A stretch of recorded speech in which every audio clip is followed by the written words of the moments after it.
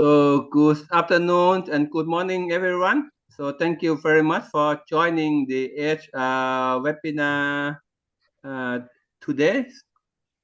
So this is the Edge webinar session under the ITTO Teak project funded by the government of Germany. So the theme of the webinar today is the roles of smallholder plantation in the production forest landscape.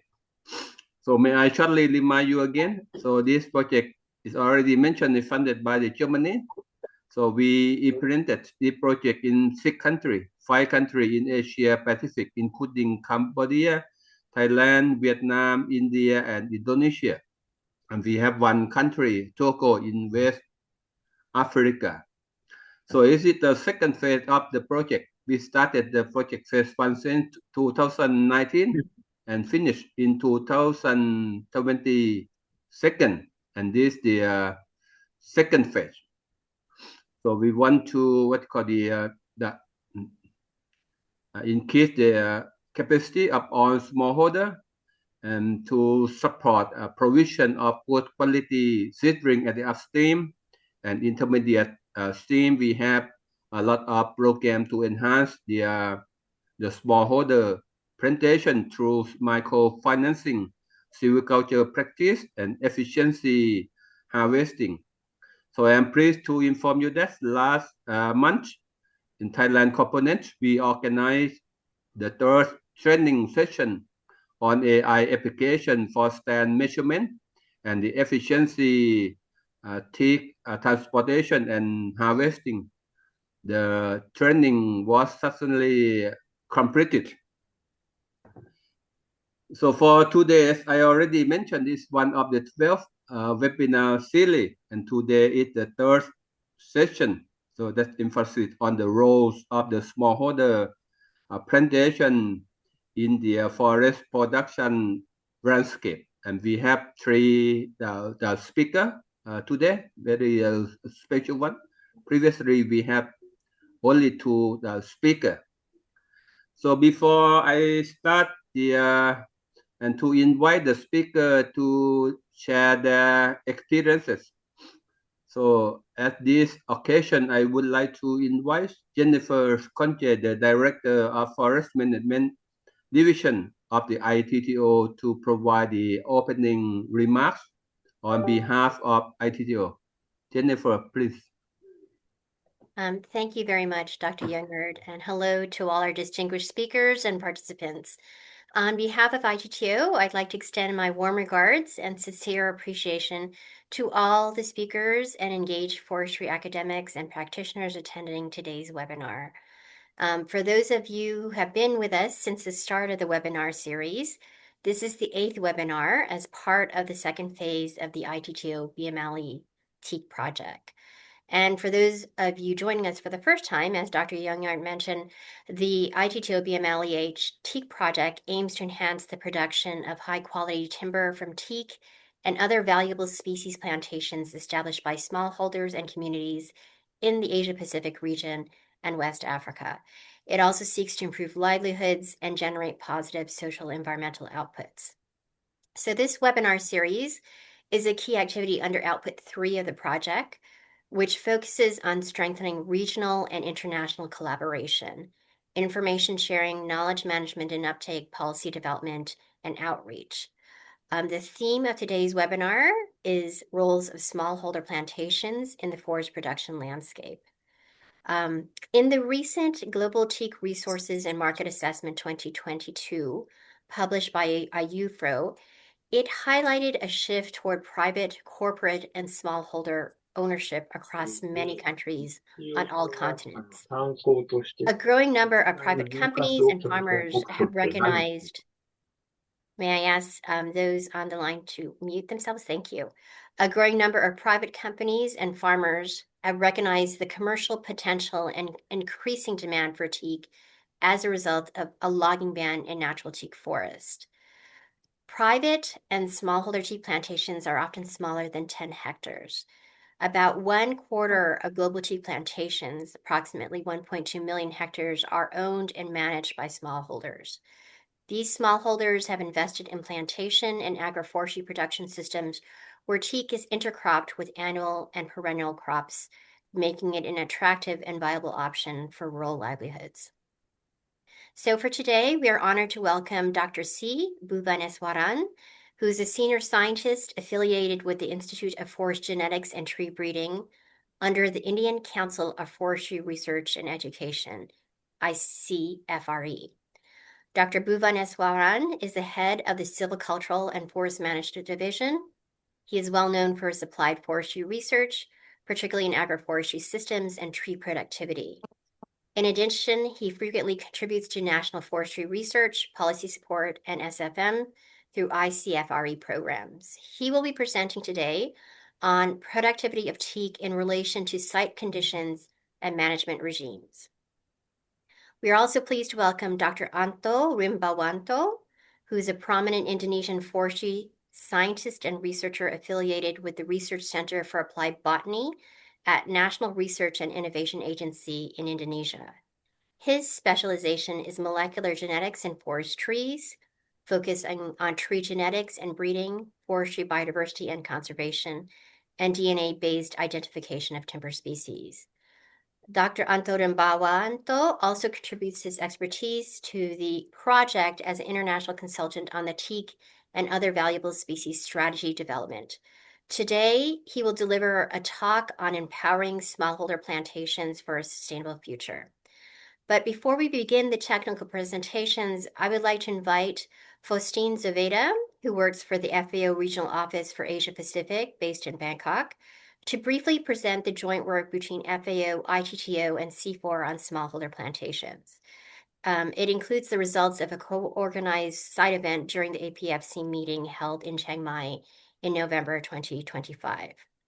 I'd like to express our sincere appreciation to all the speakers for sharing their expertise and for enhancing the roles, which are so critical to enhancing the roles and involvement of smallholders in tea plantation. And as always, I would like to thank Dr. Tetra Yanyardi, ITTO Project Manager, Dr. Juan Okma, and Professor Yongyot Trisorat for this webinar and all their hard work on just implementing the overall Teak project.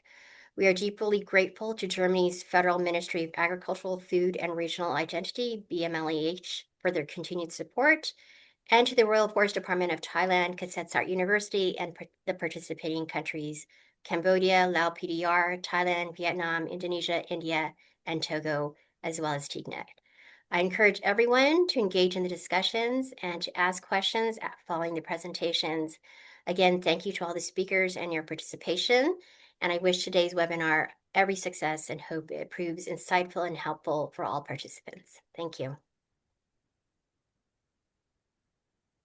Thank you very much, Jennifer, for your insight information about the roles of the smallholder plantation in the production forest landscape.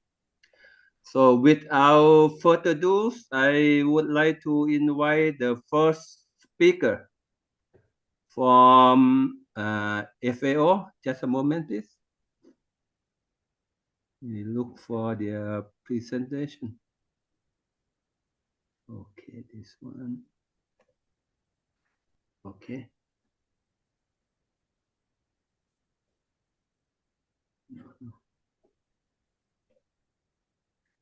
Just a moment, please. Thank you, Professor Yongyut. And maybe while you're looking for the presentation, I can briefly start and by saying good afternoon to all colleagues and by thanking you, organizers of this webinar, for inviting me to present this joint FAO and C4 ICRAF publication entitled Agroforestry for Wood Production, Insights from Multifunctional Smallholder Tree Farming Systems in Asia and the Pacific, which was launched in November last year and is the fruit of a joint effort beyond FAO and C4 ICRAF with a wide variety of stakeholders, of organizations, including ITTO prominently. So as mentioned already by Dr. by Professor Young-Yut, sorry. My name is Faustine Zoveda, as you can see on the screen, and I work with FAO's Regional Office for Asia and the Pacific as Forestry Officer. And I will be presenting today on behalf of our two organizations because Imlal couldn't join us, and he sends his apologies for that. So maybe do you now see your PowerPoint now?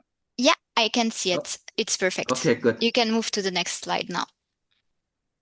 Okay, so as you know, and as we all know, smallholder tree farming systems are already key suppliers of sustainable wood in the region, together with a variety of other products and services.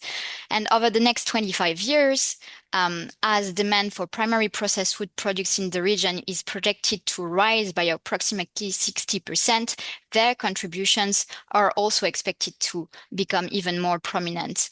As production from natural forests is expected to decline further, and as the expansion of industrial plantations is nearing its peak, their role will not only be to meet the growing demands for wood, but also to continue providing this myriad of other products and services that are central to sustainable and resilient agri-food systems. So recognizing the importance of smallholder for wood production in the region and the diversity of systems that they managed, FAO has partnered with C4ICRAF to work on a publication that focuses on issues that are at the core of the mandates of our two organizations in order to characterize smallholder tree farming systems supplying wood in the region, identify enabling factors and strategies for enhancing wood supply, and recommend actions to support smallholder-led wood production. Next slide, please. So to achieve this, we worked through a combination of literature review with a focus on recent years, interviews with a number of country, regional, and global experts and organizations, and case studies from 9 different countries across the region. And the findings of this draft report were refined with inputs from 3 experts consultations in 2025. One, as already mentioned by Jennifer, was organized by ITTO, also in close collaboration with Kasetsart University, and entitled, it was in the context of a workshop entitled Sustainable Wood Futures in Asia and the Pacific. Then we also had the opportunity to consult through a global workshop in the context of the Sustainable Wood for a Sustainable World initiative, which was organized by FAO. And finally, we presented these findings to the members of the Asia Pacific Forestry Commission during a dedicated consultation before officially launching this work, as Jennifer mentioned, during a side event last year in November. So what are smallholder tree farming systems? In this report, smallholder tree farming systems are defined as trees outside of forests on land predominantly under agricultural use, be them scattered in mixed cropping systems, on pasture lands, in monoculture plantations, or in home gardens, for example, but also trees outside of forests on land not predominantly under agricultural use, small woodlands, plantings along roads, or scattered trees around homesteads and villages, for example, and small-scale planted forests or smallholder plantations, which are very highly context-specific and will depend on national definitions. So those smallholder tree farming systems can be found on private, communal, or leased land, and interestingly, they exist along a continuum of commercialization and specialization. Next slide, please. To succeed, smallholder tree farmers need specific conditions to be met, and those are known as Byron 4 keys. And they are a clear ownership of trees, reliable markets, sympathetic legal and regulatory frameworks, and a robust package of technical options. And so building on these 4 keys, the publication sheds lights on 4 sets of barriers that are faced by smallholders in the region. The first cluster of barriers relates to the lack of supportive policy, regulatory, and institutional environment. The second set is about the limited access to locally adapted and viable tree farming technologies. The third one is about limited infrastructure, market access, and financial support. And the last one is on weak technical capacities, collective organizations, and partnerships. Next, please. So a range of strategies have been used by smallholders in the region to address these different barriers. And these are presented in the report, drawing from 9 detailed case studies from India, Thailand, Papua New Guinea, Fiji, Vietnam, Indonesia, and Laos PDR. For example, we present in the report a case study on India's national agroforestry policy that enabled coordinated support across sector, resulting in 90% of national timber demand met by smallholders. We also present a case study on Japan's integrated agroforestry and shiitake mushroom cultivation, which strengthened local economies, or a case study on Vietnam and FSC certification and partnerships with major processors. Next, please.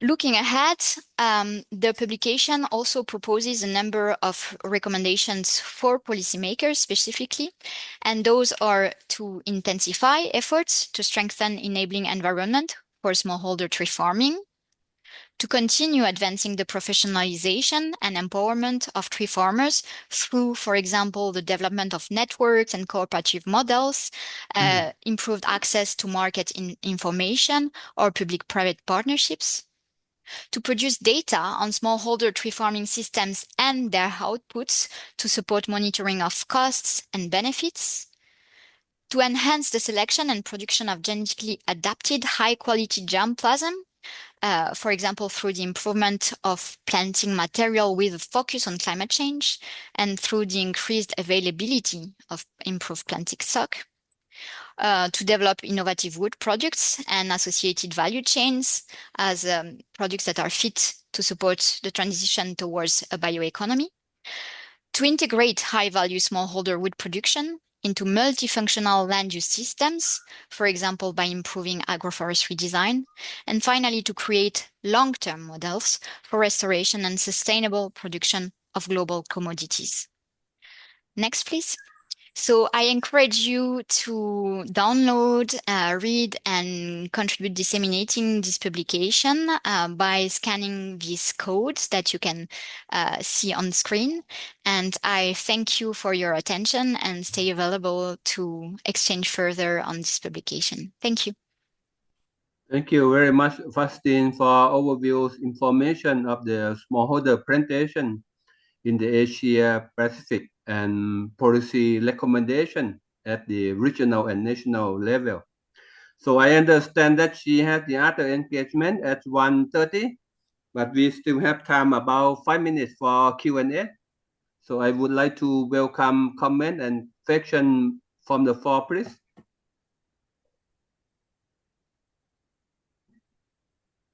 So you either raise your hand or ask question directly.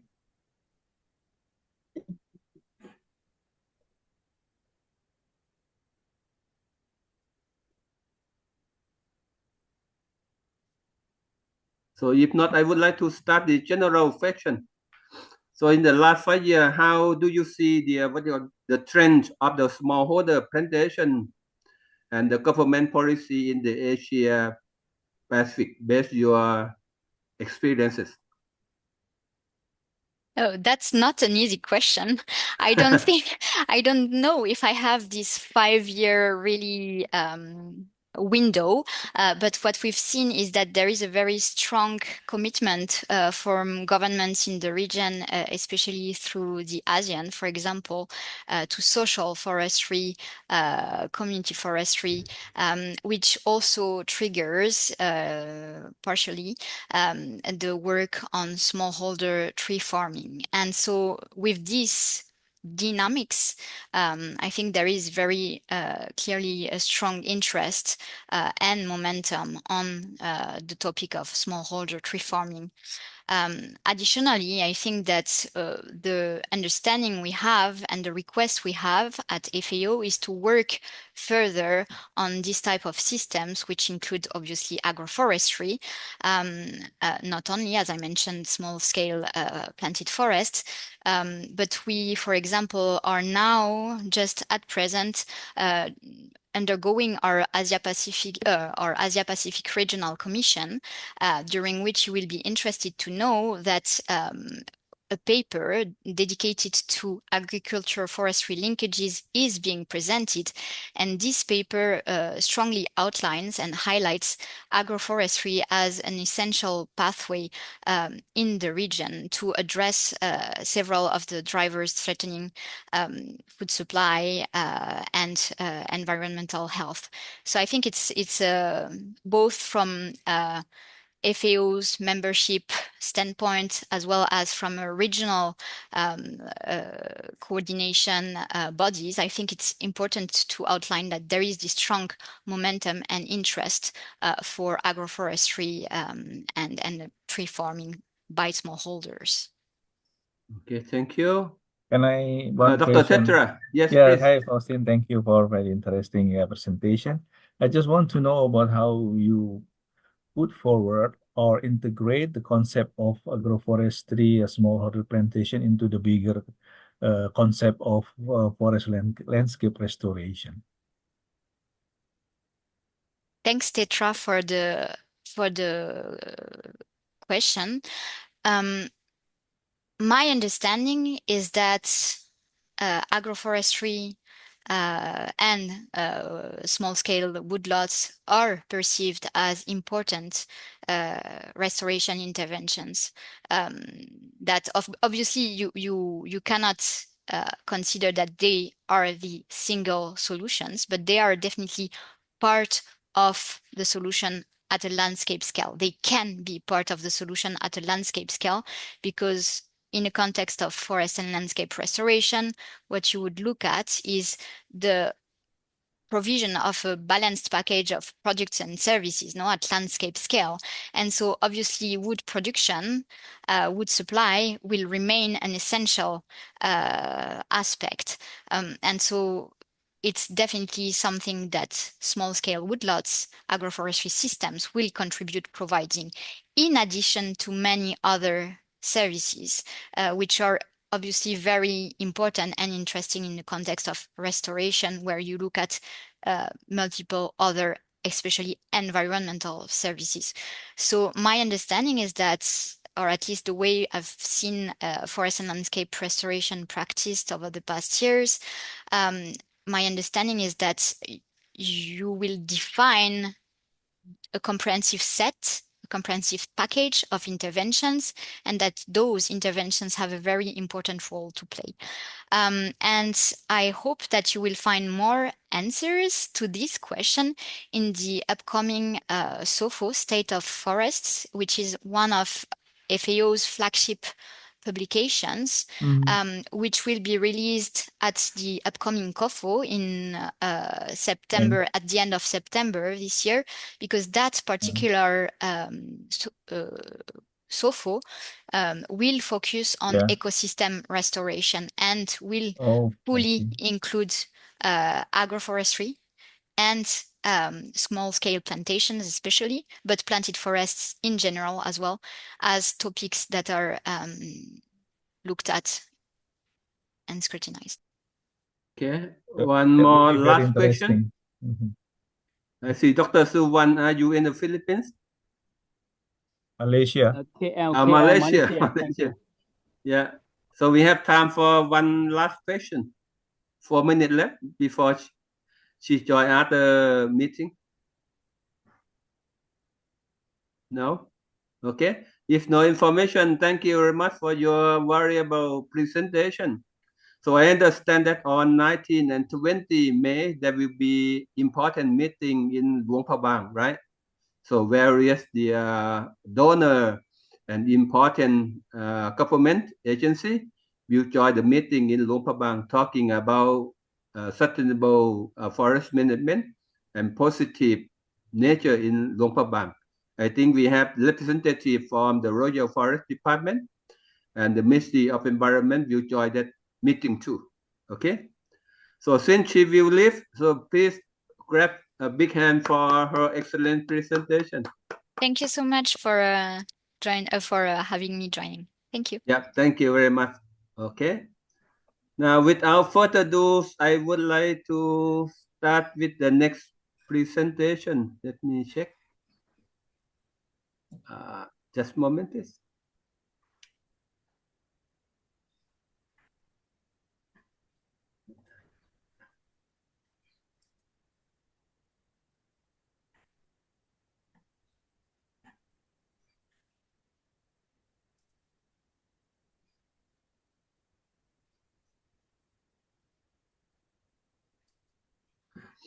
So the next presentation, as Jennifer mentioned as her opening remark, we have delegates from Institute of Forest Genetics and Tree Breeding, Dr. Bhuvaneswaran. He is the director of the division and also the expert in the silviculture practice and sustainable forest management and so on and so forth. Okay. So, Dr. Bhuvaneswaran, are you Yes. ready? Yes, sir. Okay, Thanks, go Professor. ahead, please. Shall I present it from my side? I can manage your PowerPoint here. I think it's much better, so we don't have the rec time during presentation. Okay.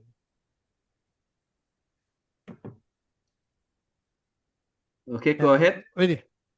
Very good afternoon, everyone. I'm Dr. Bhuvaneswaran, scientist working in ICA for Indian Council of Forestry Research and Education, Regional Institute, Institute of Forest Genetics and Tree Breeding, based at Coimbatore, Tamil Nadu. I am working on this subject, silviculture and agroforestry, and mainly I'm focusing on productivity studies in forest plantation as well as in the agroforestry and farmland conditions. And we have conducted many studies right from the year 99 and till now. I am here presenting a brief the outcome of all my studies in this presentation, and as finally the way forward I will be presenting it. Next slide, please. Yeah, I have totally some 8 case studies, and the first one I have done in forest plantation. That means the plantation raised by forest department. The 2 regions that plantation were there, we study the productivity. And next slide. Yeah, these are the area. Broadly, we call it southern zone and western zone. Here we had teak plantations raised by forest department. Next slide.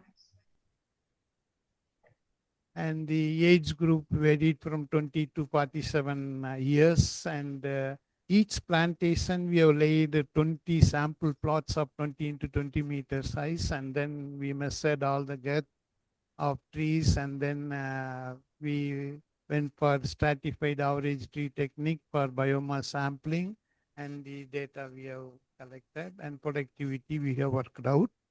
Next slide. In all the plantation, irrespective of the age and locations, the very important observation was that being a seed origin plantation, there were huge variation with reference to growth parameters. And I have presented, for example, for girth at breast height in 33-year-old plantation. This was a similar data for all other plantation. What I'm here presenting is that when we go for, as we all aware, go for seed origin plantation, huge variation we record. That is important observation. Next slide. And I compared the productivity of two regions. The total volume production of wood biomass was 272 meter cube per hectare in southern zone, and in western zone it was just 240. And the productivity was higher. Mean annual productivity was 12 meter cube per hectare per year in one zone, that is southern zone. And then it was 8.6 meter cube per hectare in another western zone. When we work out that is the total stem volume. When we work out the standard stem timber, that is up to diameter of 20 centimeter, it was 9.6 meter cube per hectare per year in southern zone, and western zone it was 5.1. What we are trying to present here is the trimeter allocation varied with reference to site condition. Next slide. When we look into the segregation trimeter allocation pattern, it was observed that in one zone, the western zone, the branchwood production was higher. So that led to the reduction in stemwood production, the actual stemwood volume production. So the greater branchwood here we say with the depth of about 20 centimeter. So branchwood production was more. Next slide. When we compare, besides these two zones, we had a combined publication from the data collected in Costa Rica, and very clear demarcation and difference in dry matter allocation pattern in different component was observed. Next slide. Besides the actual quantitative production of wood, we observed the qualitative variation also in terms of hardwood production. Hardwood production, there is almost 10% difference in hardwood production between these two zones, southern zone and western zone. And sapwood was 10% more in western zone. With reference to wood density, we were not able to find much variation. Next slide. So this, what we attribute the reason for this variation or difference in sapwood production is that in zone where more of canopy biomass is there and there is a heavy wind flow, that led to more transpiration. In turn, for more transpiration to happen, the trees retain more sapwood area. So that's what our attribution to the data we have collected. Next slide. And in teak, our observation very strongly says that teak, there is no problem of hardwood formation. So anywhere we grow teak, we get the hardwood, and every tree produces hardwood. That is very important because we are facing the problem in other two trees here, variable tree sandalwood and red sander. Red sanders, sorry, it is red sanders, wherein there are trees not producing hardwood and not having hardwoods. More of sapwood also is there, but in teak there is definitely a strong correlation with the diameter and hardwood. And the diametrical growth is increased, the proportionate increase in hardwood production we have observed. But as we reported earlier, in the earlier slide, the proportion of sapwood is influenced by site factors. By modifying the dry matter allocation, by making more of branch and branchwood production, in turn, more of sapwood is retained. And specific gravity, as mentioned, there is no difference we are able to see. Next.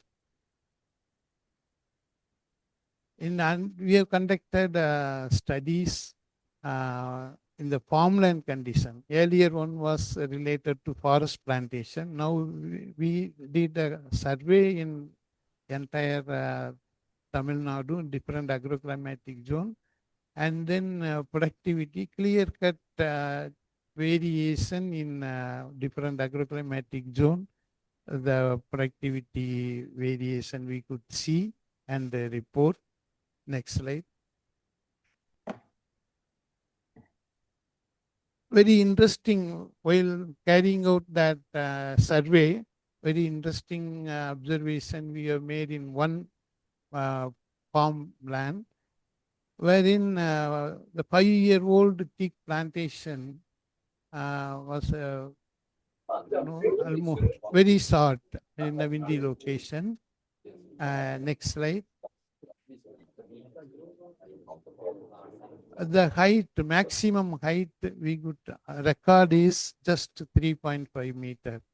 So this is first time we reported that wind is a very, very unfavorable factor for teak growth. And I looked for the parallel literature observation record to substantiate effect of wind on teak growth. I was not able to get any publication, and then I continued my search. Next slide. And another observation we have made related to wind factor is in the earlier study. The oldest plantation, 47-year-old plantation, recorded the least height growth. So that also placed on the top of hill area. So the height growth not affected by wind effect. And when the plantations are in a locked up condition, like the horseshoe-shaped hills, the height growth was optimum. Next slide. So when I was looking for some literature, I got finally one old literature reported in 1884. There is a mentioning in that publication that teak suffers by wind. That was the only one literature I could got, and very clearly yes noted the effect of wind on wood quality also in terms of the annual ring production. Next slide. After 20 years, we again continued our survey in the farmland condition, all the teak plantation, around 327 plantation and different age and different agroclimatic zone. Similar result, what we observed in 2003, similar, next slide, that is one zone, western zone, recorded higher productivity for teak, and probably the good annual rainfall, equable weather condition, particularly the maximum temperature in this zone is very, very favorable to teak growth, and soil, alluvial soil with good amount of depth. That is what we were able to attribute some reasons for better productivity. That means to say that very strongly, it is not every zone is, every location is favorable for teak cultivation. though it looks like teak is very tolerant trees and it comes in dry location also, but when it comes to productivity, very poor productivity we get. So though the survival is assured, and but the productivity part will be very less. Next slide. Similarly, boundary plantation also same result we have got. The western zone always recorded the higher. Next. We parallelly study the hardwood formation also in different zone, and there were different variation recorded for hardwood formation also. Next slide. Yeah, this is with reference to age.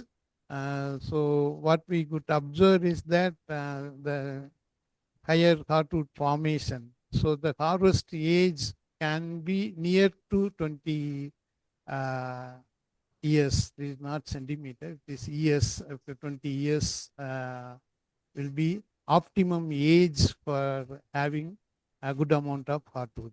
Next. So the boundary plantation also we have done, and then there are variation again.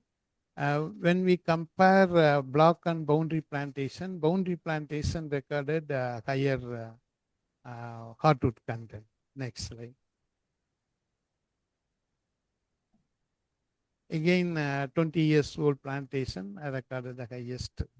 And in the boundary plantation, what the advantage we have is we can harvest teak in boundary plantation little early age, 10 to 15 years also can be harvested, provided that is used for small timber purposes. Next slide.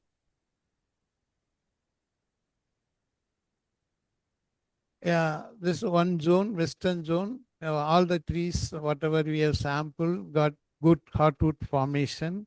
Not only in terms of productivity, but also the hardwood formation was good here. Contrary to that, next slide.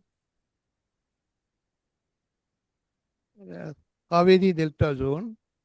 This is near the coastal belt, and this Kaveri river basin is there, and moisture, soil moisture content would be high, and there will be a cases of stagnation, and another wind factor which is operating on teak trees, and there will be a breaking of branches happens in this zone, and all that leads to the poor hardwood formation, and there will be hollowness in the hardwood formation also.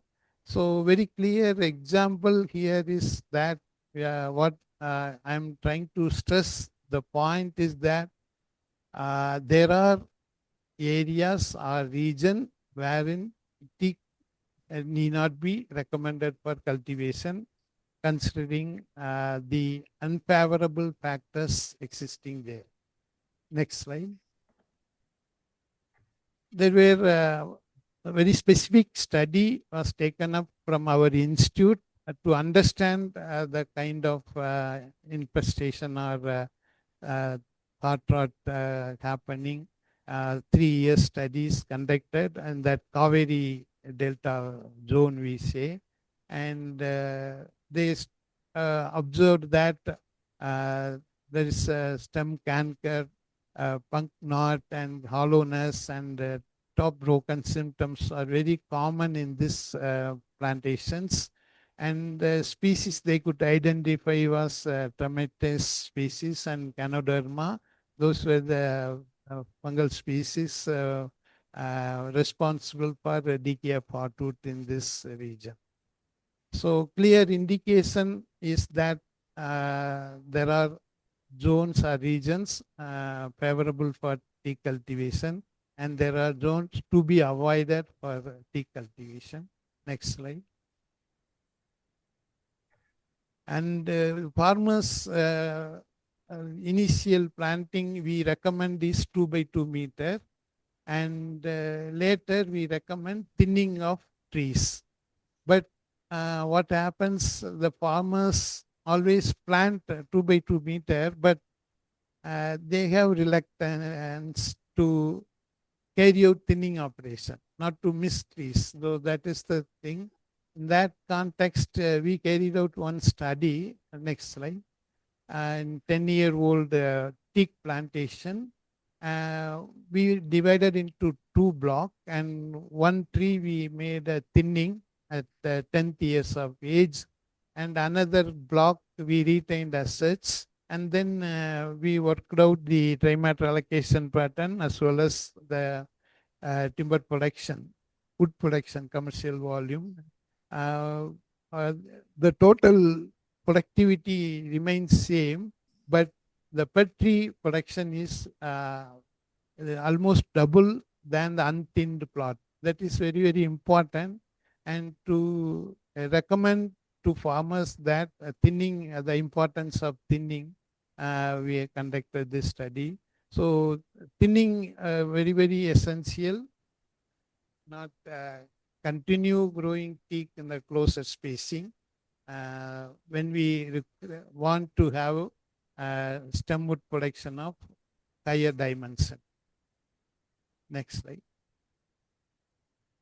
But what is happening in the recently is that we are recommending the clonal teak plants, that is tissue culture raised teak plants for the farmers. In that case, it will be economically not viable to ask farmers to plant tissue culture raised plant by 2 by 2 spacing and then go for thinning. So alternatively, we had a hypothetical proposal that we can go for a short rotation crop as a, to serve the purpose of growing teak very straight, giving the light competition so that teak grows tall. And this casuarina, the short-term crop, can be harvested later once teak reaches the reasonable height. So this was instead of thinning, we try to work out the technology of mixing teak with casuarina, and the experimental results came up very well, and we observed that the teak and casuarina in 1:1 proportion really gives a good result. Next slide. And interestingly, this when we mix the casuarina, it actually enhanced the productivity of teak, and we observed that more of bigger size teak trees were observed when it is in a mixed condition. So that's interesting observation we got. Next slide. And the farmers can harvest it, and statistical analysis also prove that there's a good variation, difference in the treatment. And so this method gives us one is enhanced productivity and reducing the planting stock requirement of teak up to 50%. And there will be a short-term or interim economic return from casuarina harvest. So that is what we are trying to promote, and we are continuing our this experiment in collaboration with the State Forest Department. And this year we are going to take up a similar experiment in different locations in Tamil Nadu. Next slide. And as I mentioned earlier, teak, when it is grown in a boundary plantation, can be harvested in 12 years. We harvested one teak in bun planting, 12 years age, and we have analyzed the productivity and the wood quality also. See, when we compare the forest land, 20 years old teak, this can, the 12 years, the growth wise, it is very good. 9.9, almost 10 CFT per tree we got in farmland in the boundary planting system. And only thing, the decorative value may be less, but strength properties remain same. So this model also we are proposing as a teak as a short rotation crop in the boundary planting. Next slide. But when we recommend teak in boundary planting, the common problem, as we all know, the teak being a light demander, it produces huge branchiness and then very, very huge. And when we recommend to farmer pruning of branches, they do enormous pruning and leading to whippiness of the plant, teak plants. Next slide. To address such issue, we tried one method of growing teak in the boundary along with casuarina on either side. So this was successful in one farm field, and the farmer can harvest at both year the casuarina, the teak can retain its farm. Next slide. Yeah, we there's parallelly teak was growing along with casuarina. Not much competitive effect we have observed. Next slide. Yeah, the irrigation and the economics of irrigation we wanted to understand. So we collected data and different irrigation regime and productivity, and we worked out the economics also of irrigating teak, and the additional productivity gain was used to work out the economics of the cost involved in irrigation. So it was, we found that the BC ratio was good, and we can recommend the irrigation for teak, and which should be economically viable. So the difference in productivity we wanted to. Next slide. So the way forward is the first time we have reported that wind is a very unfavorable factor for growth of teak. There's a further research needed on this subject. So we know many factors for teak. Teak is a light demander and calciphile. All the factors we say with reference to soil conditions, but this wind factor is less understood, and definitely there is a more focus on this wind effect on teak growth, and strategies to manage the wind effect is needed. And this is interesting point is that mixing up nitrogen fixing tree with the teak, and particularly in the context of when we are planning for tissue culturalized teak plantation and minimizing the thinning need, this can be explored further.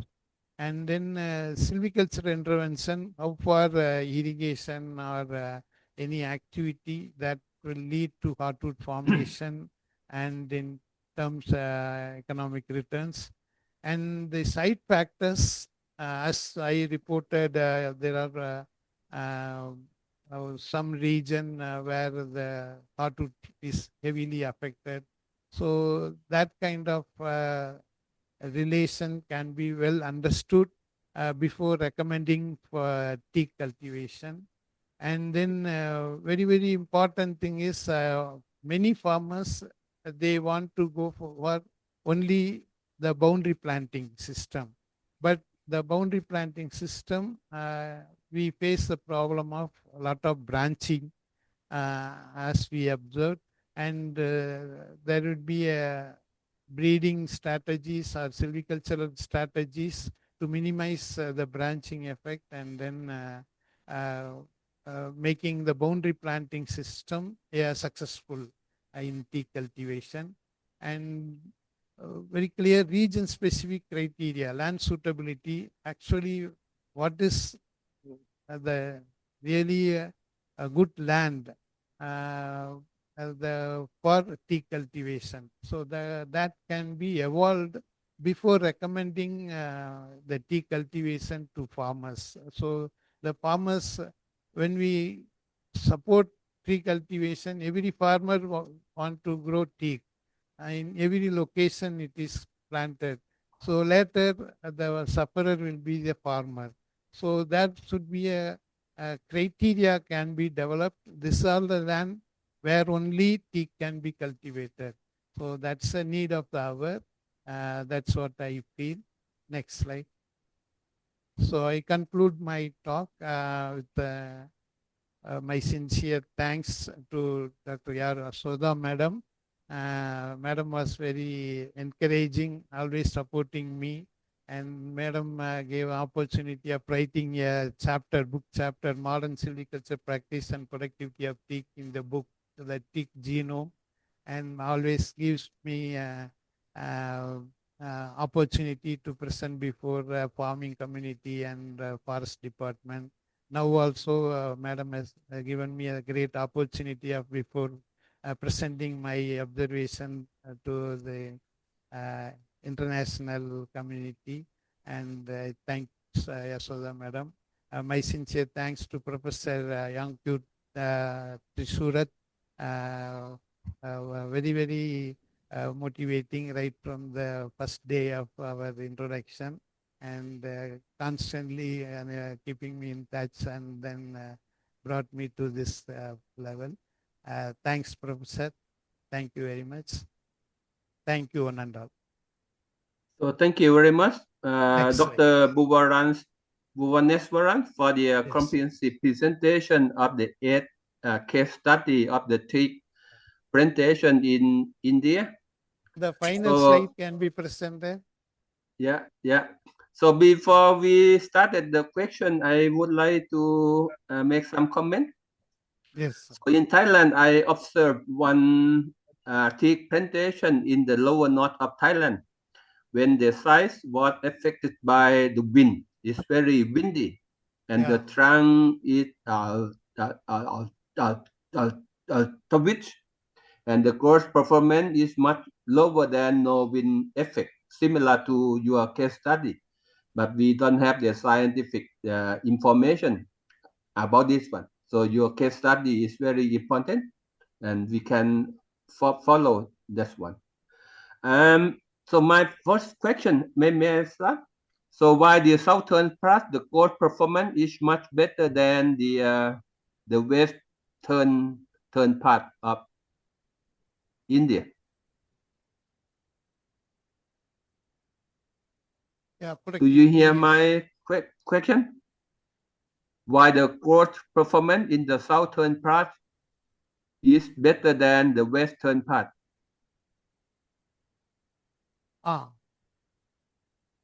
Productivity is better in southern part.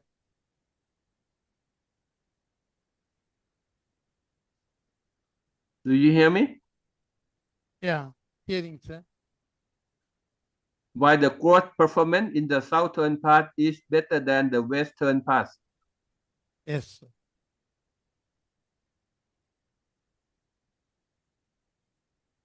The mainly that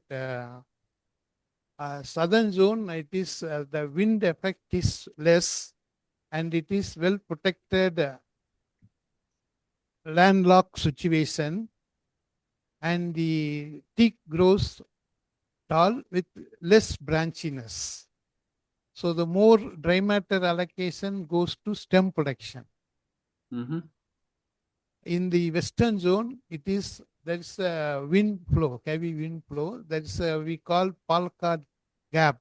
In the western Ghat, there is a gap in that continuous hill range.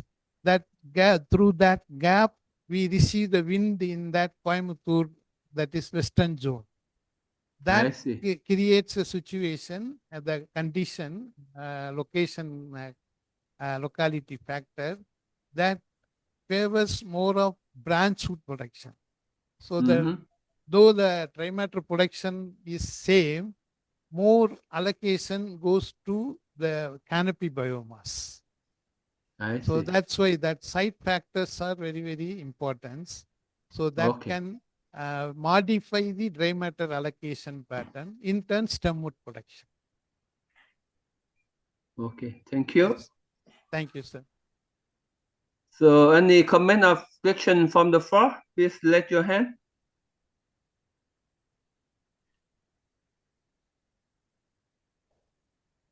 Don't be shy.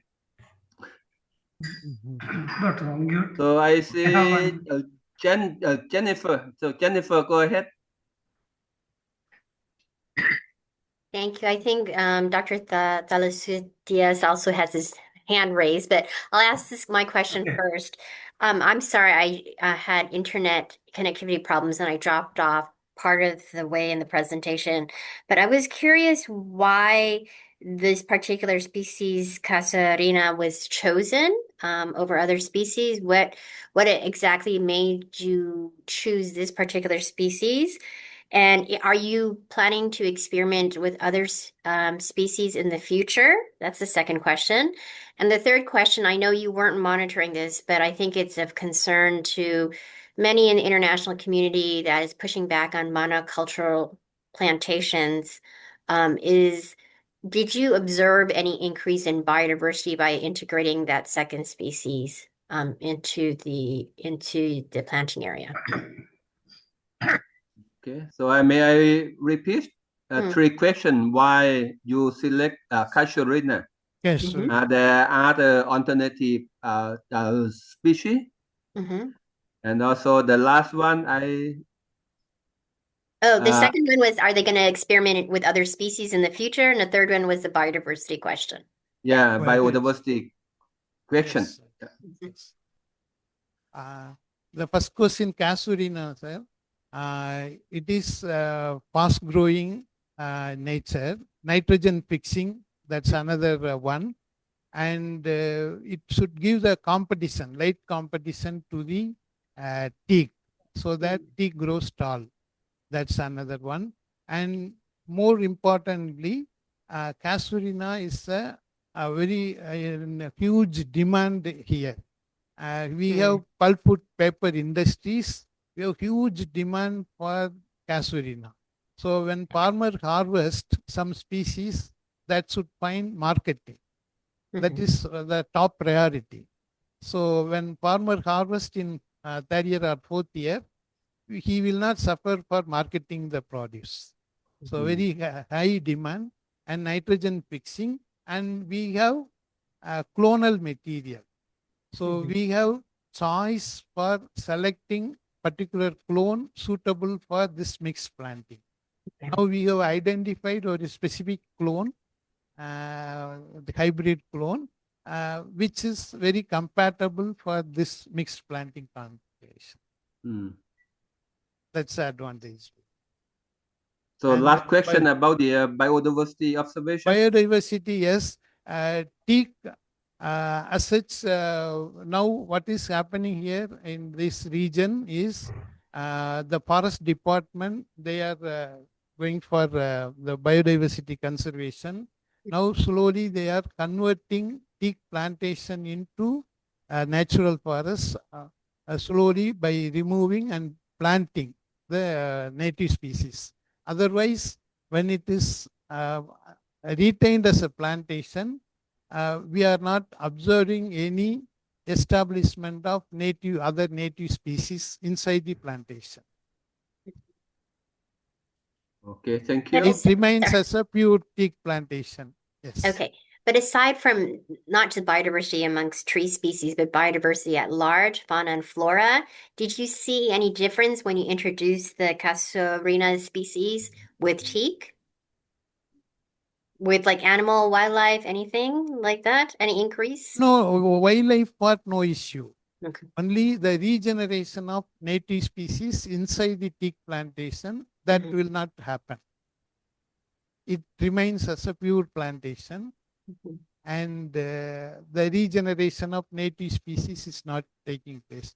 Otherwise, the wildlife, animal biodiversity of animal part, not much impacts we have seen. Okay, thank you. Yes. Okay, so your answer is Casuarina is not the invasive species to native species in the mixed plantation, right? Yes. Okay, good. So the next one, I see the hand of Dr. Turasidas. Yes, please.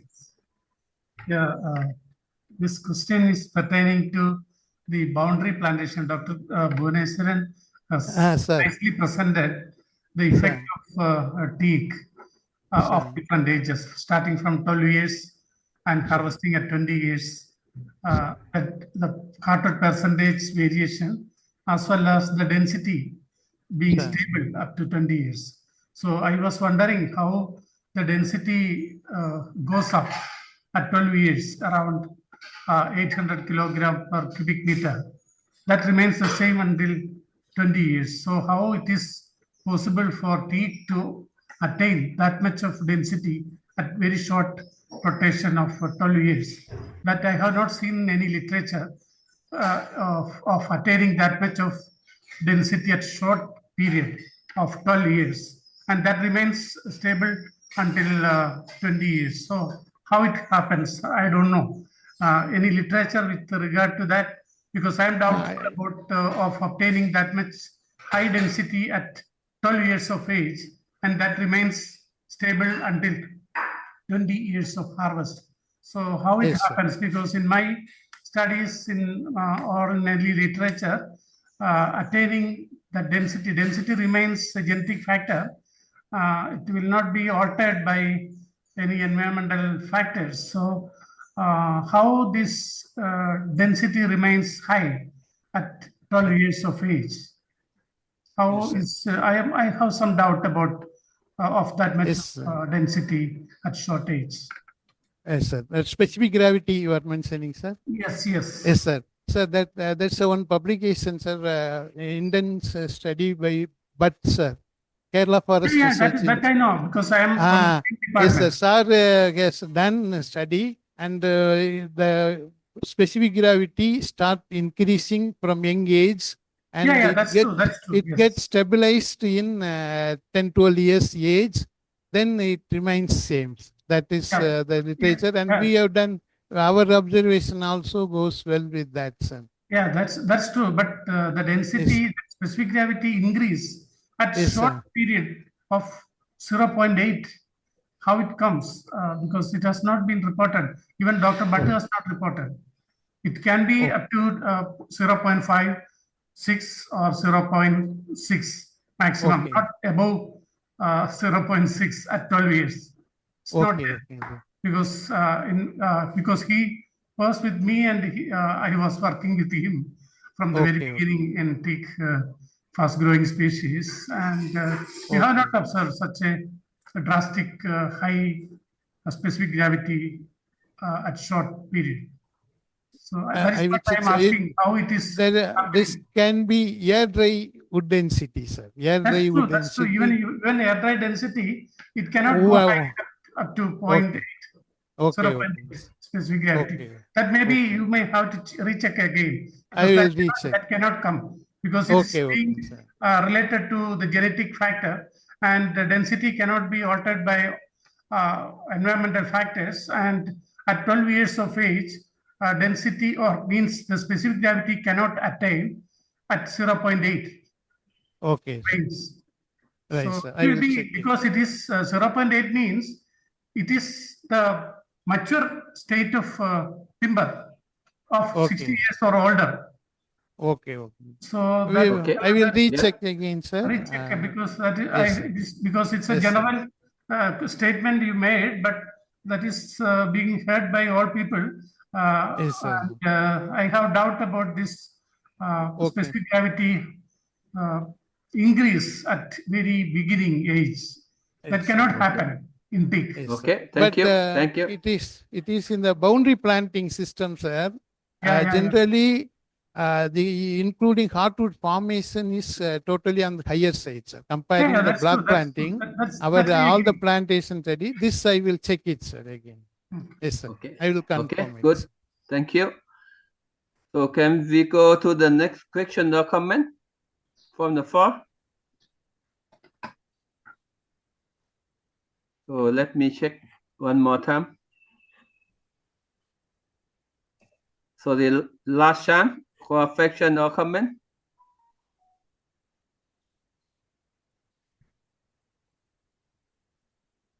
No, so I think the other important for your presentation is so plantation should be more than 20 years. So after 20 years, the characteristic of the wood doesn't change much or will be not altered compared to the immature plantation. Okay.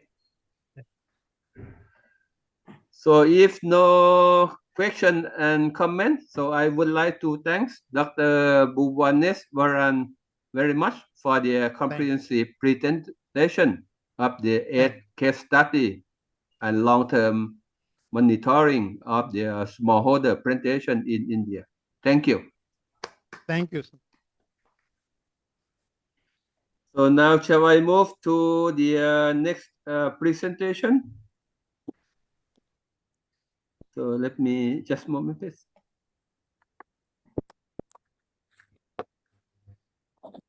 Okay.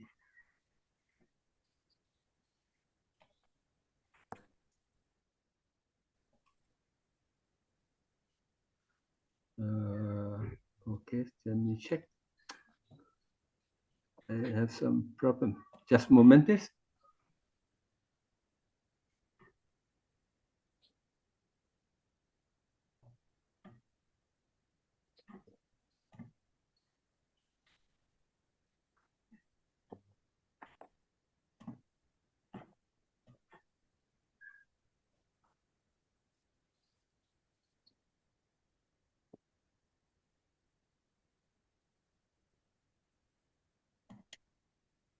Okay, do you see the PowerPoint? Yes, I can see it. Okay, now we proceed to the next presentation by Professor Anto Rimbawando, the senior scientist affiliated with the Research Center for Applied Botany, Brinj, Indonesia, and also the international consultant of the ITTO Teak project. So Professor Anto, the floor is yours. Go ahead, please. Thank you, Professor Yong. Good afternoon, everybody, distinguished colleagues, speakers, organizers, and participants. It is a pleasure and honor for me to join this ITTO-BMLEH webinar on the role of smallholder plantations in the production forest landscape.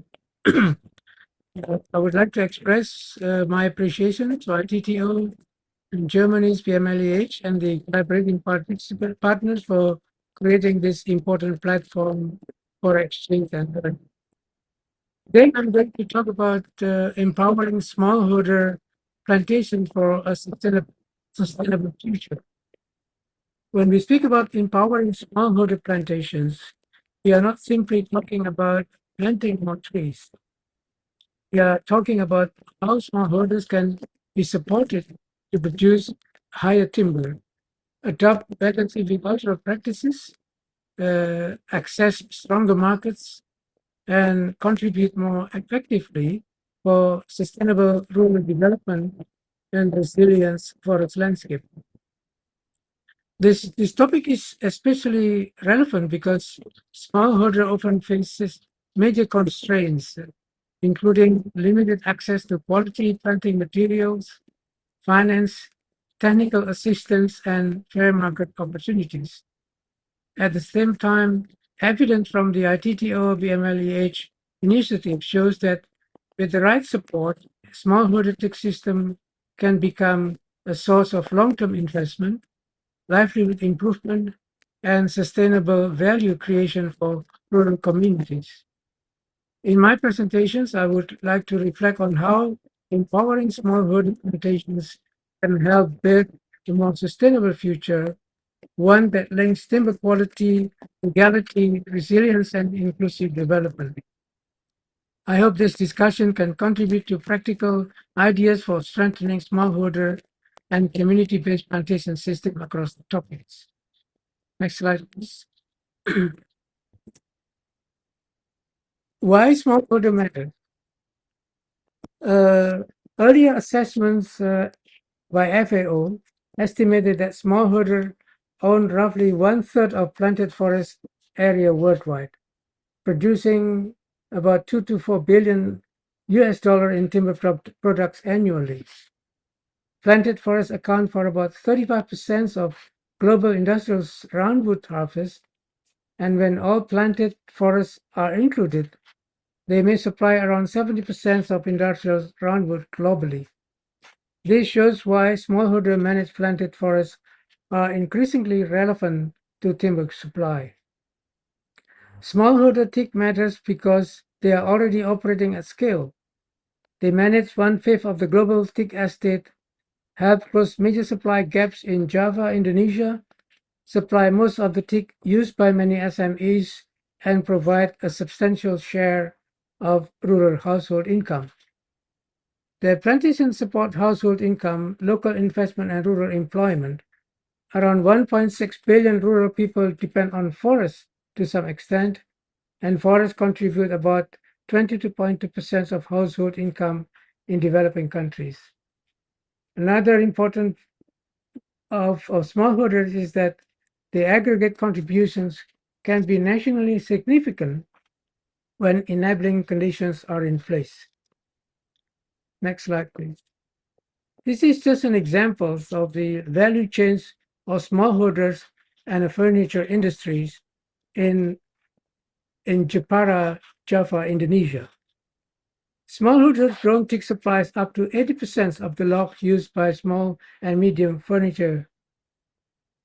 And since SMEs dominate the industry, smallholders are effectively sustaining the raw material base of one of Indonesia's best-known furniture clusters. SMEs account for over 90% of Indonesia's furniture industry, and in Jepara, 98% of workshops are small-scale businesses. Jepara is a very useful example because it shows where smallholder teak goes after harvest. In Jepara, furniture sector support about 120,000 workers, operates roughly nearly 12,000 business units, and contributes about 20% of the district economy.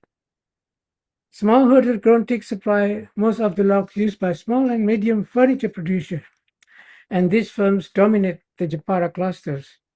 This means the role of smallholder is not only about rural livelihoods, but also about supporting employment, manufacturing, and export-oriented value chains. At the same time, growers capture only a small share of final value, which is why empowerment must also address market access and value contributions. The overall capture of these teak growers is only about 6.5% of the value added. Next slide, please. So Jepara shows that the examples in Jepara furniture industries demonstrate that empowering smallholders teak growers is not only a farm issue, it is central to sustaining jobs, industry, and local economic development. Next slide, please. Another example of the role of smallholders is the forestry smallholders in Vietnam, where smallholders planting acacia and eucalypt plantations. Next slide, please.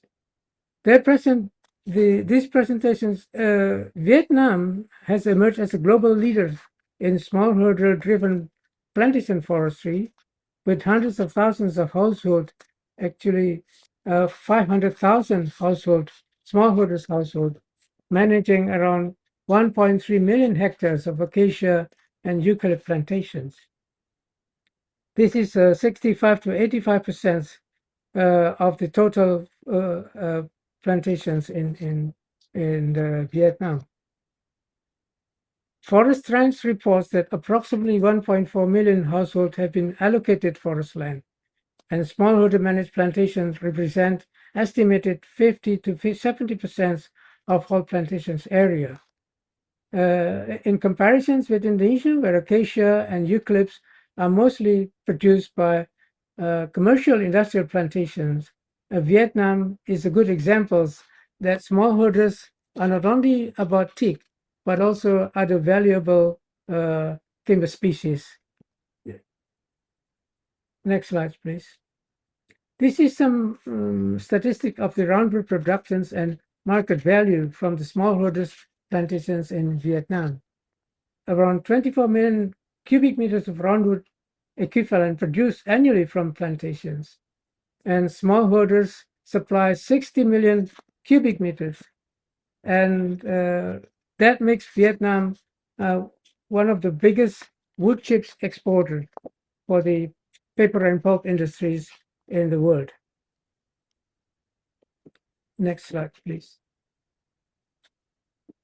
The livelihood impacts of these smallholder plantations is, according to the World Bank Forest Sector Development Project, microfinance and technical support provided microfinance and technical support to over 43,000 poor and near poor households in central Vietnam provinces, and land use certifications issued to 35,000 households, enabling access to low interest loans.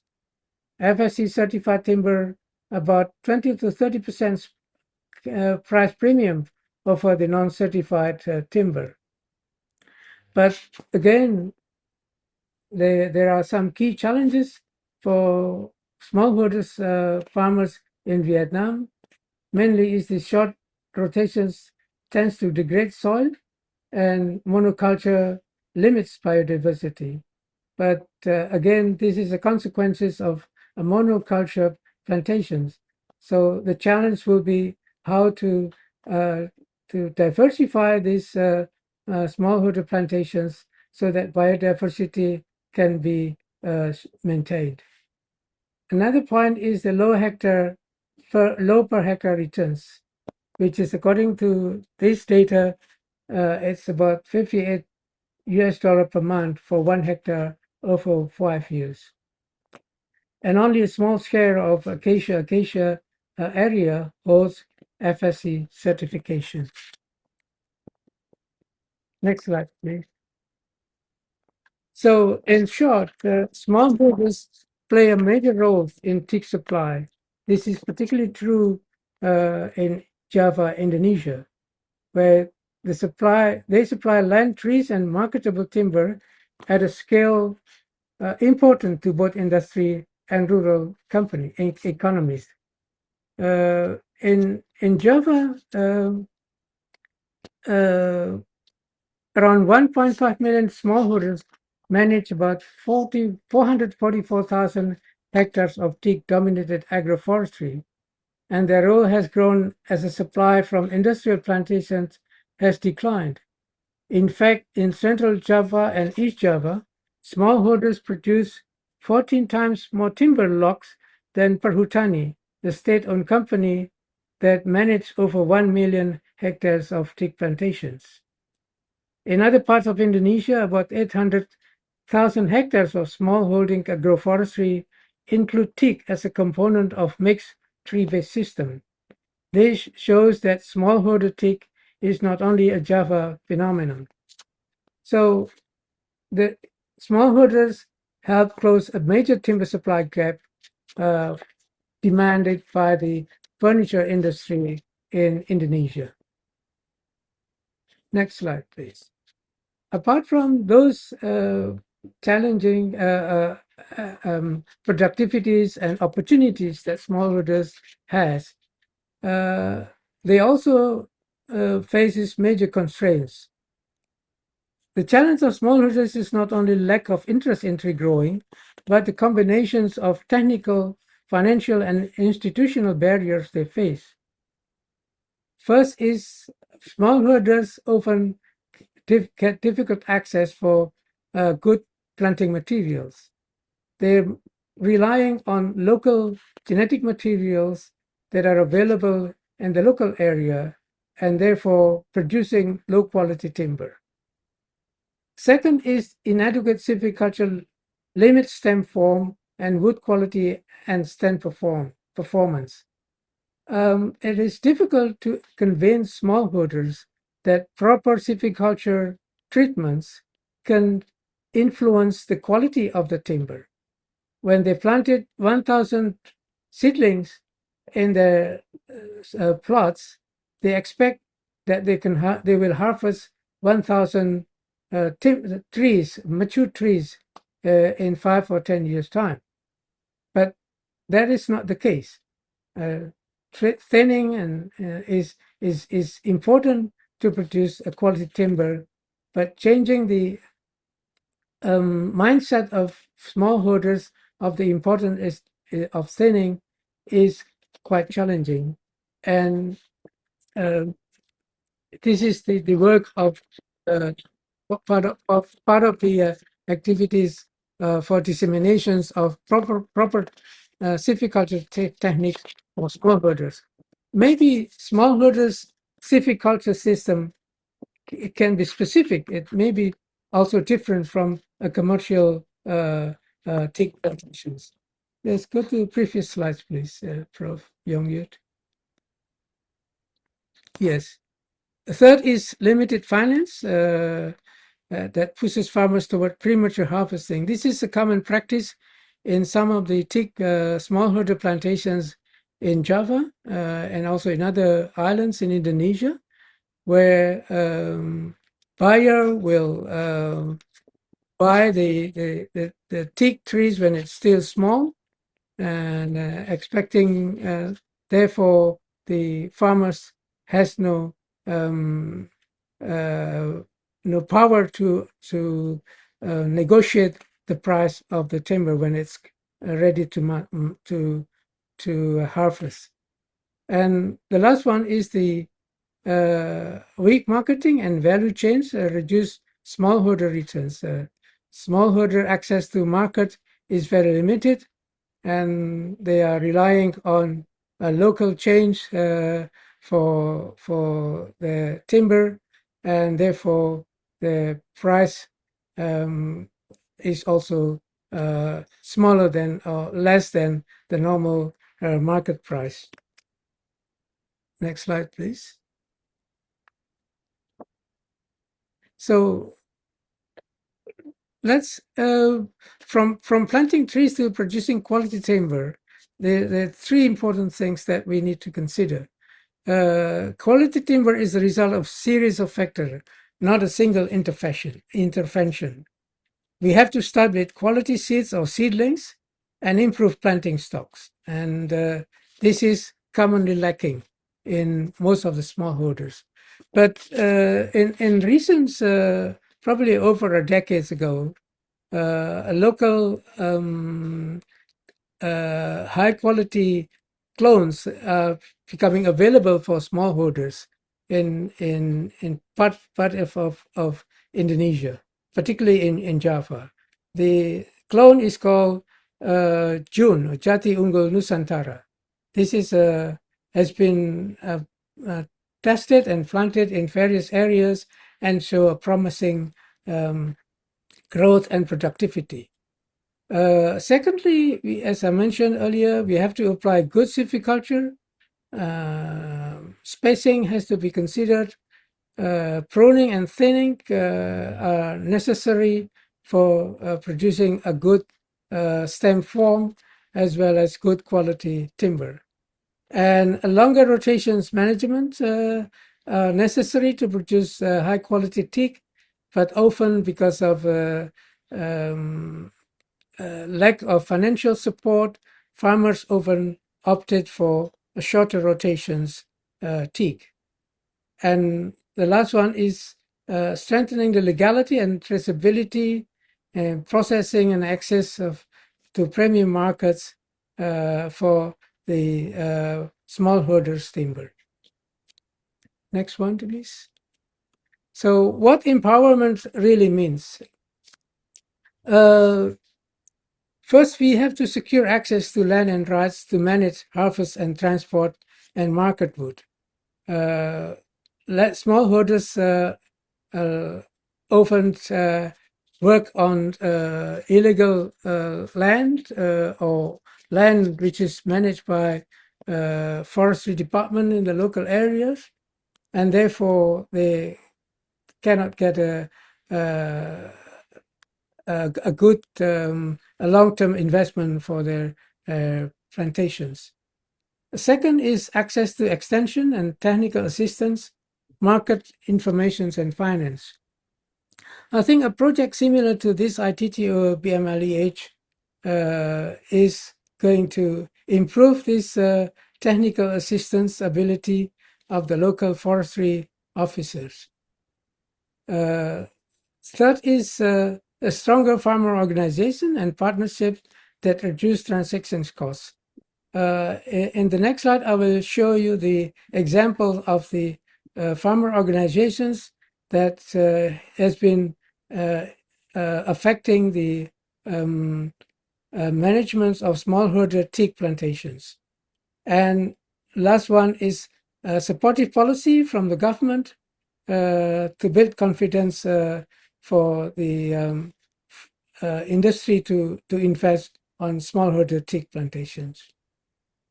Next one, please. So what is the smallholder plantation in the forestry landscape? Smallholder is important to support sustainable timber supply, as some of the statistics have shown in the previous slide.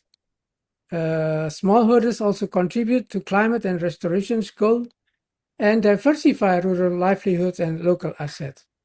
And therefore, smallholder plantation should be seen as part of the wider productions forest landscape, not as isolated farm plots. With the right support, they can contribute to sustainable wood supply and reduce pressure on natural forests and support restorations and strengthen local resilience. Next slide, please. So what different stakeholders must do? Well, the government can improve the tenure clarity, incentive, legality system, and extension support. As in the case of Indonesia, the government has embarked on a program on community forests where public land are being disseminated to farmers so that they can manage this land for the species that are of interest to the farmers. This program has been going on, and the target is quite ambitious, some 4.5 million hectares of smallholder plantations to be established under this scheme. Research and technical agencies, it strengthened genetics, providing planting materials and developing silviculture and demonstration plots suitable for smallholder plantations.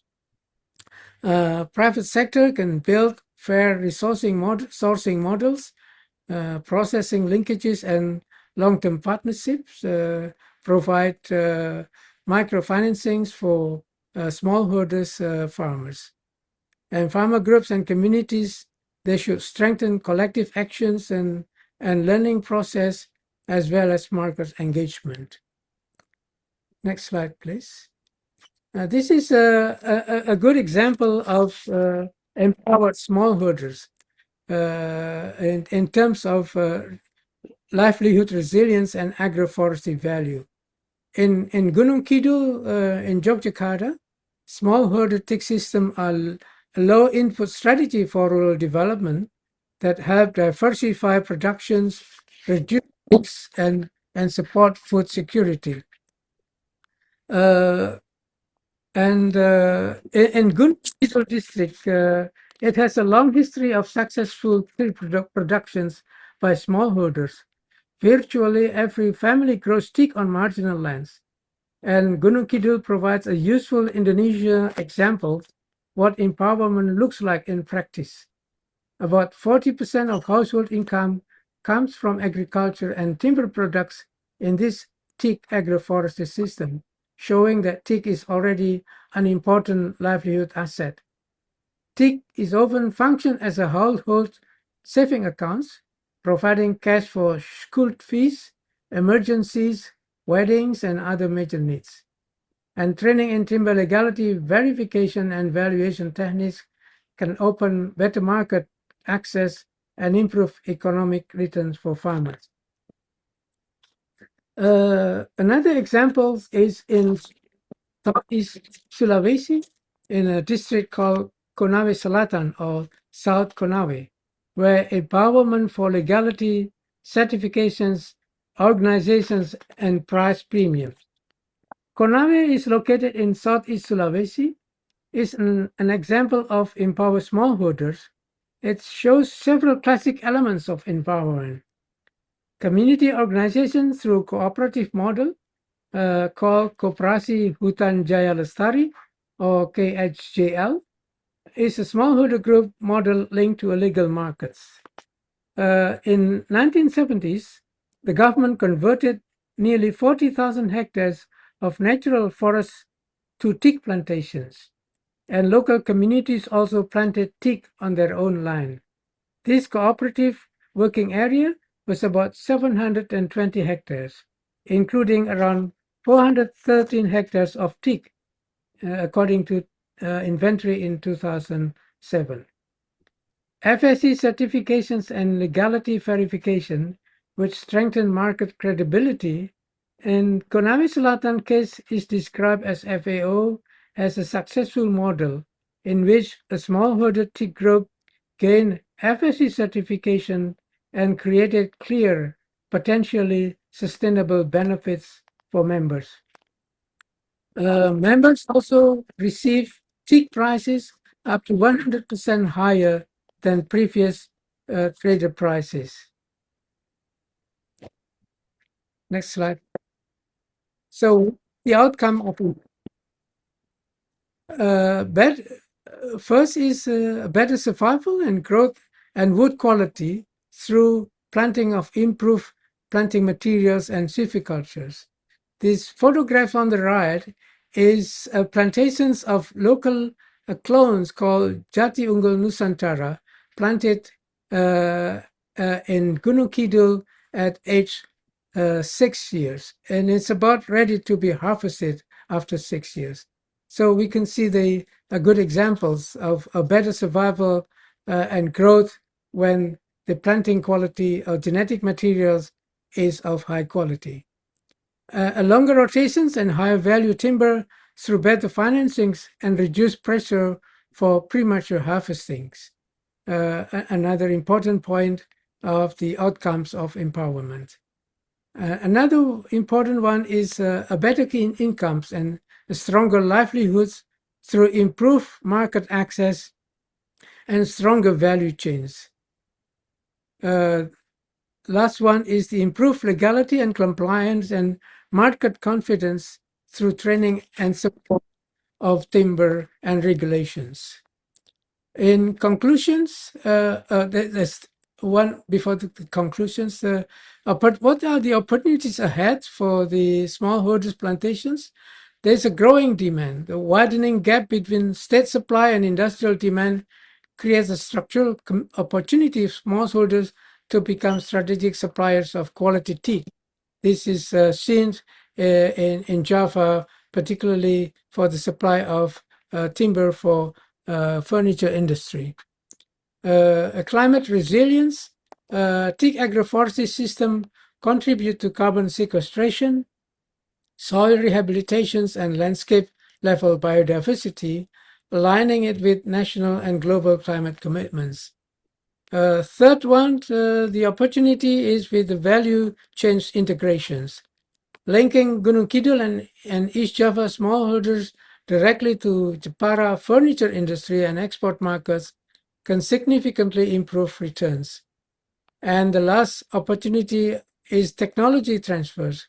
Combining improved genetic with silviculture best practices and non-destructive wood assessment can transform smallholder productivity within a single rotations.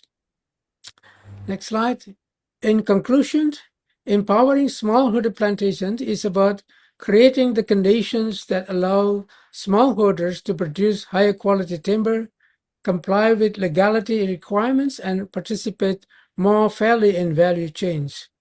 When that happens, smallholder plantations can contribute to timber, rural livelihood, landscape restorations, and broader sustainability goals. In closing these presentations, the presentation has shown smallholders are already central to timber supply, rural livelihoods, and landscape restorations.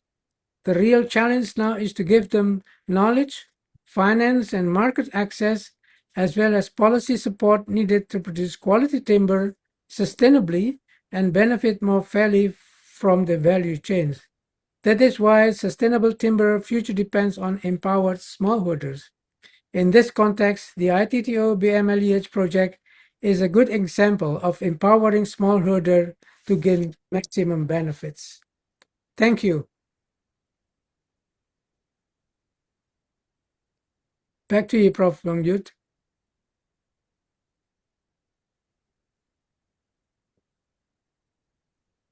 Okay, thank you very much for insightful presentation and a lot of success case study in Indonesia. I see that the 6-year plantation of the good quality teak seedling 6 years very impressive, ready for harvesting, and the stem pros and nice silviculture practice is very grateful. So are there any comment or question? We still have plenty of time, almost 15 minutes before 3 p.m. May I, Prof. Yongyut? Yes, Dr. Rina, please. Yeah, thank you. Congratulations for all of the speakers and for the last speaker, Professor Anto Rimbawanto. Talking about the poor planting materials, as you mentioned before, how do you perceive the cooperation and also the coordination and the role of the agency, in particular the university as well as the provincial agency, and so on, in providing and supporting the material, the planting material to the smallholders? That is the first. Because Prof. Yongyut say we have plenty of time, so I will ask about like 3 questions. So the second is, how do you perceive the position of the SVLK or our mandatory scheme for certification of legal and sustainable forest products, in particular timber, and its implementation in the smallholders? How do they perceive? And it's like not comparison, but the position between the SVLK as well as the voluntary certification scheme.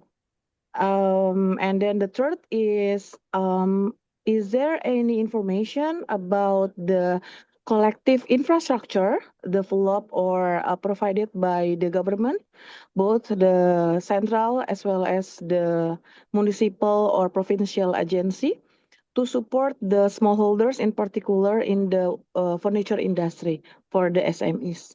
Thank you. Okay, so 3 questions. One is the collaborative mechanism to provide quality material. Okay. And the second one, the certification of the timber. And the last one is the policy support, either from the national or the provincial government for the legal supply chain. Professor Anto, please. Okay. Thank you, Dr. Rina, for these interesting questions. In terms of quality materials, I think I'm only speaking situations in Indonesia. The government actually has a program of providing seedlings for farmers through the centralized nursery systems managed by the River Basins Management Center. So I think the problem with smallholders plantations, particularly with teak, is that it's been seen as a secondary citizens or secondary roles in terms of providing timber materials for the industry. I think we should change that perceptions, because smallholders is a partners for government program, and therefore government offices should make attempts to provide quality genetic materials for smallholders. I think there's been a good policy from the Ministry of Forestry that seedlings for smallholders should come from certified seed productions or seed orchards. That is ensuring that farmers only receive a good quality planting materials. But again, we cannot ignore the fact that sometimes pricing is a hindrance for smallholders to obtain high quality planting materials, and therefore a government program should facilitate the availability of good quality planting materials for smallholders farmers. About the SVLK for smallholders, I think this is more of a role of government agency to ensure that timber from smallholders are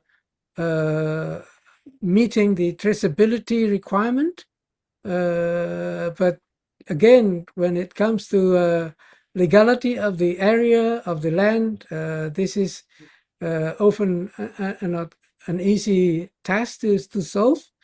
A good example is perhaps the case in Konawe Selatan, where FSC certificate can be obtained from that plantation. That is because the legality and support from the local government as well as NGOs that facilitate the issuance of a FSC certificate for the teak plantations.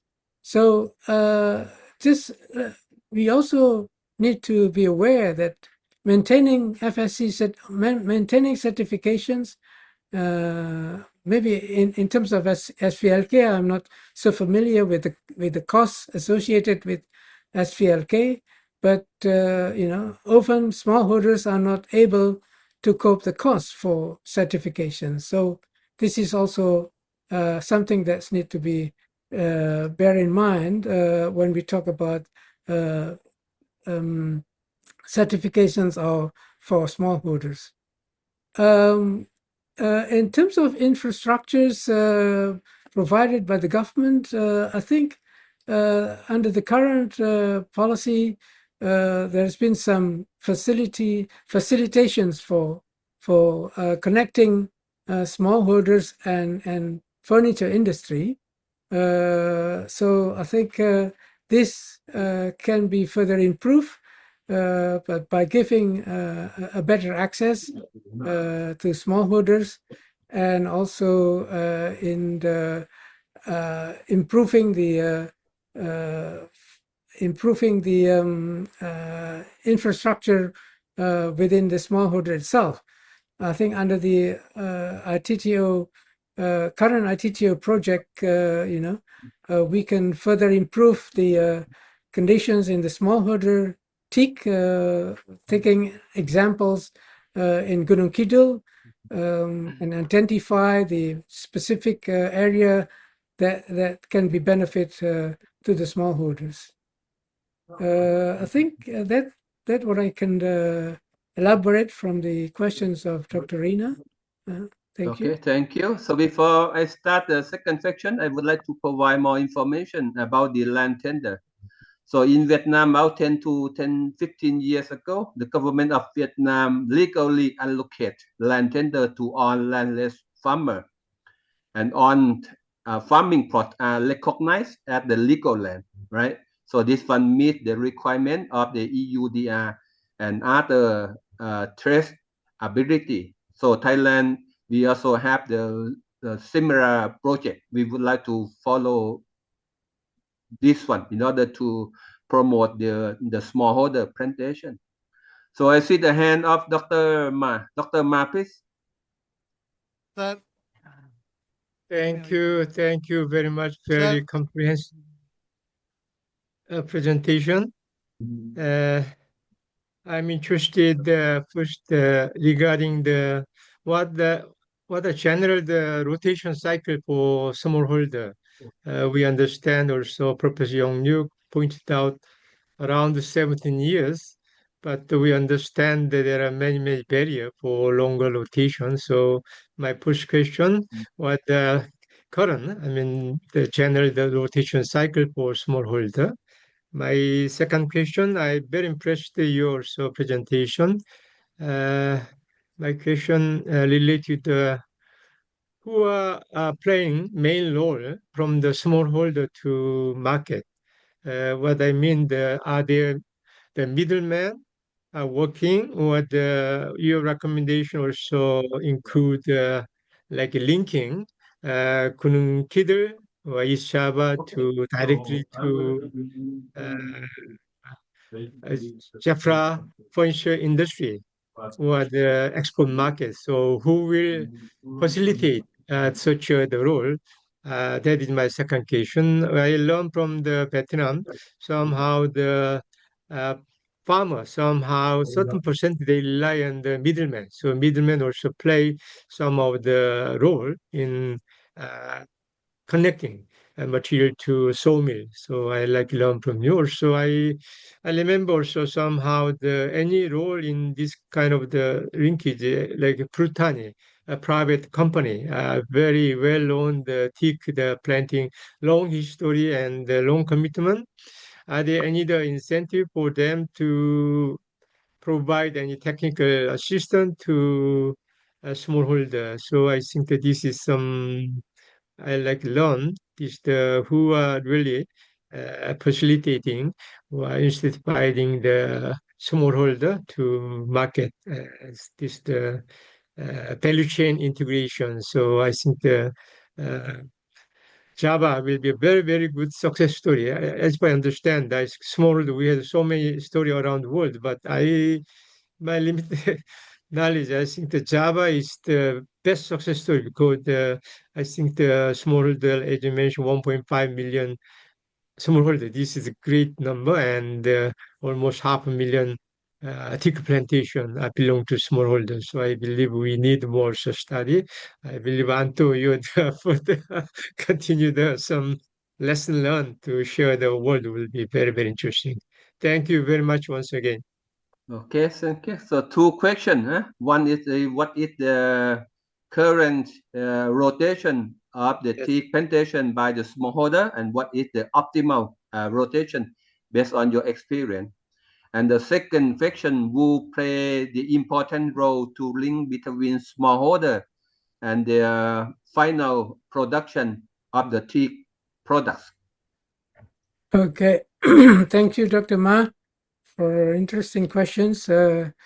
Yes, I think in terms of rotations of smallholder teak, of course, technically we can say, 6 years or 10 years or 15 years is more or less considered as a fast-growing teak for this particular species. But when we look at the smallholders, it's often difficult to set a certain rotation age, because if you remember, this teak lot is a saving accounts for them. When they need money, they will harvest the timber and sell it for their need, So, but very often, especially with the current technology, where furniture industry can process even a smaller diameter timber. So, if you recall, small medium enterprise furniture industry in Japara, are very variable. There are companies or industry that supply local demand. Those supply for export markets. Of course, for the export market, they will require certain quality of timber. And this case, teak from Perhutani is more suitable for that export market, because Perhutani has a rotation age of about 40 or 50 years. So that is a mature teak, even in the previous, about 2-3 decades ago, they have their rotation was about 60 to 80 years. So that is the kind of timber that is suitable for export market. But for local industry, local market, I think a timber from smallholders can fill the gap, and whatever timber is available when the farmers want to sell the timber, then the industry will absorb that materials. So I guess theoretically we can say, well, maybe 4 years, maybe 6 years, but it's the farmer who will decide when I'm going to cut the trees. Yeah. And the second question, so we will play the role to bring smallholder to the wood product industry. Yeah, I think middlemen play a very important role in this case, and unfortunately, often smallholders doesn't have the bargaining power to set the price. So I guess it's difficult in almost every agriculture produce or forestry produce. There's always smallholders playing a role in connecting the product to the market, and in this case, it's been an experience over the many years. It's not easy to control this middleman in terms of pricing suitability. I think I don't have a specific strategy on how to cope with this, apart from if the smallholders have a power to set the price, they cannot do it by themselves. They have to work through an organizations, as is the case in Konawe Selatan in Sulawesi. Yes, that is a good example. Cooperative, the cooperatives, yes. The smallholder group. I think that's very correct. interesting. That's correct. That also very unique and good success story. I think compared to that I'm very interested in this development, and hopefully such the example also can be extended to other part of the Java, so that the farmer they can gain some of their own also some bargaining power. Yeah. I was lucky about 20 years ago. I visited this site in Konawe Selatan, and I talked with the farmers and the cooperative, and they cannot do it without the support of local NGOs or also international NGOs to convince that this and also providing financial support as well as from the local government offices. So without such a support, it's almost impossible for a farmers group or cooperatives to face this complicated certification scheme and so on. Yeah. Okay, thank you. So shall I proceed to the next question? I see him from our colleague from India, Dr. Bhuvaneswaran. Go ahead, please. Sir, how about the import of teak from other countries on the smallholder? So what is your question, Doctor? The impact of importing of teak from other countries on smallholder. Oh, okay. Is there any impact? And because they supply at a lower price, and just I want to know in your country what is that? Okay, any go ahead, Dr. Ento. Any policy? Yes. I don't have the statistic figure on importations of teak to Indonesia, but if you look at the statistics in Indonesia, that the smallholders provided about 70% or 80% of the timber to furniture industry. So I guess import has very little impact on the ability of the smallholders to supply the timber for furniture industry. I think I don't think smallholders, the only exporting materials from these smallholders is in terms of furniture products, but I don't think timber from smallholders is being exported. Okay, I see hand up, Taiki-san. Taiki-san, go ahead. Oh. Hello, thank you very much, Professor Yongyu, and thank you very much for very comprehensive and very helpful presentation to understand the situations. And my question is, in order to support production of legal timber production and trade, one of the key issues is how the timber product can be integrated into legal supply chain, as you mentioned. And my question is, from your research experience in Indonesia, do you find any gaps between smallholder practice and requirement from market, especially on the traceability issues, because traceability can be one strategy to integration into legal market, especially if it aims the overseas market. So I wonder if there's any gap on the ground practice and traceability requirement in Indonesia. Oh, okay. Thank you for the questions. Yeah, I think the issue of traceability in smallholders timber rests on the status of the land that they manage their plantations. In other parts of Indonesia, that may be an issue because there's a lot of incursions into public land, forest land. Yeah? But in Java, because of the density of the populations and the scarcity of land, I think either land is owned by private or owned by community or by villages.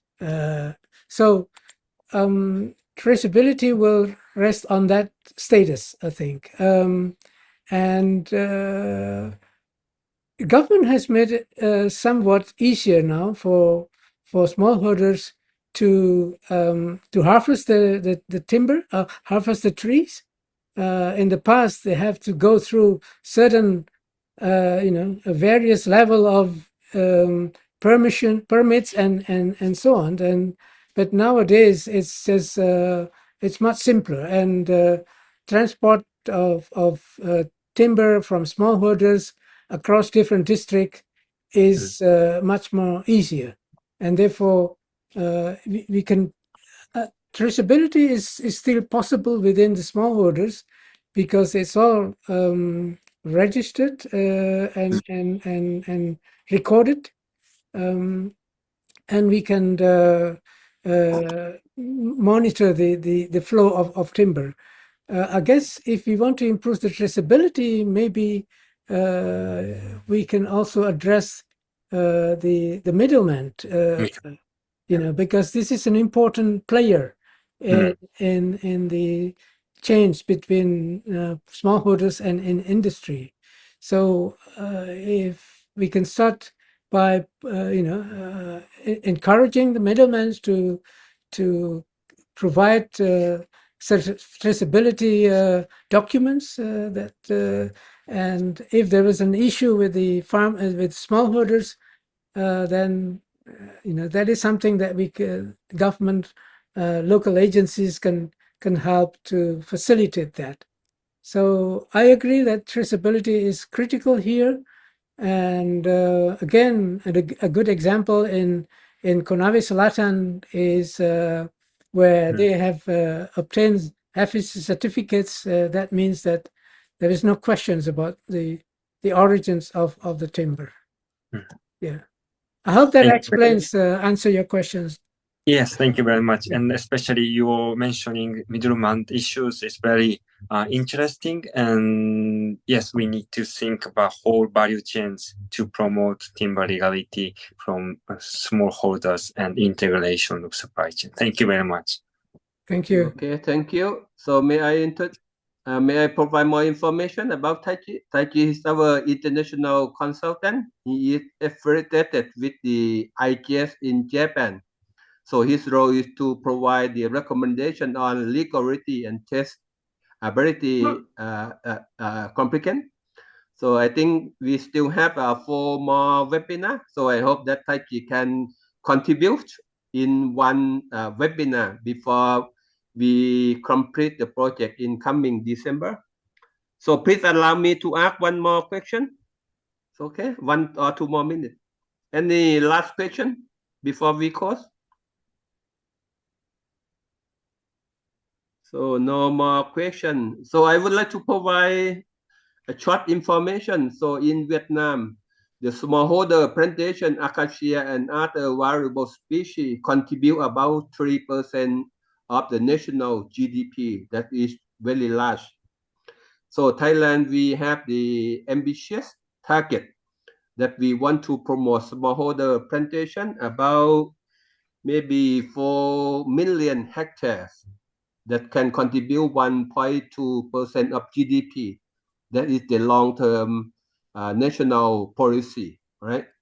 And in Indonesia, as Dr. Anto mentioned, so right now they already have, I think, 1.7 million smallholder plantation, and they would like to rapidly expand to 4.5 million households in the near future.